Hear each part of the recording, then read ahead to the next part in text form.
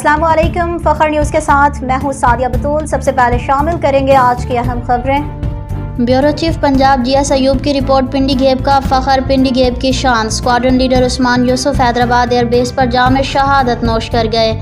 Pindi gap شہر کے محلہ مسجد مائی مصاحب بانو کے رہائشی محمد یوسف کے صاحبزادے اسکواڈرن لیڈر عثمان یوسف انڈیا کی جانب سے میزائل حملے سے جام شہادت نوش کر گئے۔ اللہ پاک اپنے حبیب صلی اللہ علیہ وسلم کے صدقے شہید عثمان کے درجات بلند فرمائے، لواحقین کو صبر عطا فرمائے، آمین۔ اللہ پاک جنت میں جگہ نصیب فرمائے۔ شہادت تو جنت کا یقینی ٹکٹ ہوتا ہے۔ قبولہ شریف کے حوالے سے دیکھتے ہیں بیورو چیف پنجاب جی ایس ایوب کی خصوصی رپورٹ۔ پریس کلب قبولہ شریف رجسٹرڈ کے سرپرست اعلیٰ نے پاک فوج کے ساتھ مکمل یکجہتی کا اظہار کیا۔ سرپرست اعلیٰ ڈاکٹر زاہد رشید گجر نے پریس کلب قبولہ شریف کے ممبران سے بات چیت کرتے ہوئے کہا کہ ہماری پاک فوج اپنے دشمن کو مکمل نیست و نابود اور برباد کرنے کی صلاحیت رکھتی ہے۔